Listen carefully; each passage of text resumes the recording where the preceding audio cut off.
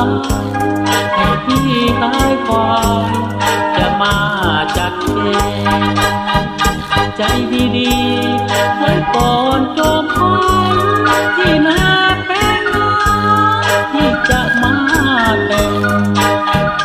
น้องบอกกับพ่อเลยนะคิดว่าที่นา